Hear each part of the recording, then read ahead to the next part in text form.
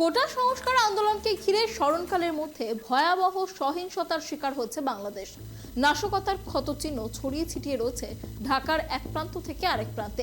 বিশেষ করে এই হামলা, লুটপাট, অগ্নিসংযোগে সরকারি বিভিন্ন গুরুত্বপূর্ণ স্থাপনা ও যানবাহনের ব্যাপক ক্ষয়ক্ষতি হয়েছে। টানা কয়েকদিন ঢাকা সহ সারা বাংলাদেশে আইন শৃঙ্খলা বাহিনীর সঙ্গে আন্দোলনকারীদের দফায় দফায় সংঘর্ষের ঘটনা ঘটেছে। এই সময় সংঘর্ষে 201 জনের প্রাণহানির ঘটনা ঘটে। এই সময় সরকারি বেসরকারি বিভিন্ন প্রতিষ্ঠান স্থাপনাতেও ভাঙচুর সহ যানবাহনে অগ্নিসংযোগ করে দুর্বৃত্তরা। দুর্যোগ ব্যবস্থাপনা ভবন ও বাংলাদেশ টেলিভিশনের প্রধান কার্যালয় সহ বিভিন্ন সরকারি কার্যালয়ে ব্যাপক ক্ষয়ক্ষতি হয়। এতে ক্ষতি হয়েছে কয়েক হাজার কোটি টাকারও বেশি।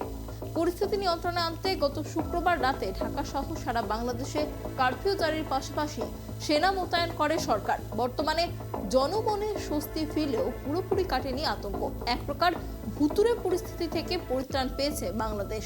তবে আগের অবস্থায় ফিরে যেতে আরো সময় লাগলেও দ্রুতই পরিস্থিতি স্বাভাবিক হবে এবং কারফিউ তুলে নেওয়া হবে বলে জানিয়েছেন স্বরাষ্ট্রমন্ত্রী।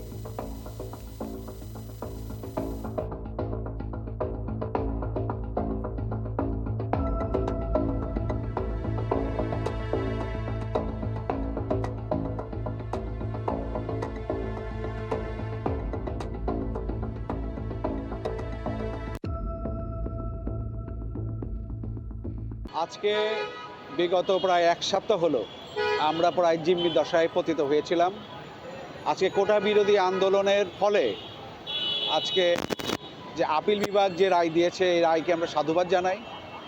আজকে এই কোটা বিরোধী আন্দোলনকে পুঁজি করে আজকে দেশে যারা নৈরাজ্য সৃষ্টি করেছে, যারা আজকে আমাদের সরকারি স্থাপনাতে ভাঙচুর করেছে, বিশেষ করে আপনি দেখবেন আমাদের গৌরবের মেট্রো রেল, সেখানে ভাঙচুর করা হয়েছে, এলিভেটেড এক্সপ্রেসে ভাঙচুর করা হয়েছে।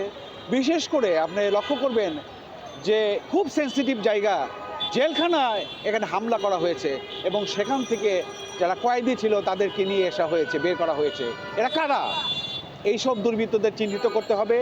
আজকে ছাত্র আন্দোলনকে পুঁজি করে, ঢাল করে আজকে যারা এই দেশে নৈরাজ্য সৃষ্টি করেছে, আমরা তাদের উপযুক্ত শাস্তি চাই।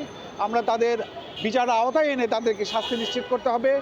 এবং আজকে সেনাবাহিনী এই যে গত 3 দিন 4 দিন হলো আজকে কারফিউ চলতেছে, আজকে সকাল 10টাতে 3টা পর্যন্ত কারফিউ শিথিল করা হয়েছে। জনজীবনে কিছুটা স্বস্তি নেমে এসছে, জনগণ একটু অবাধে আজকে ঘর থেকে বের হতে পারছে। কিন্তু এই 3 দিন শ্বাস রুদ্ধকর অবস্থা কেটেছে আমাদের।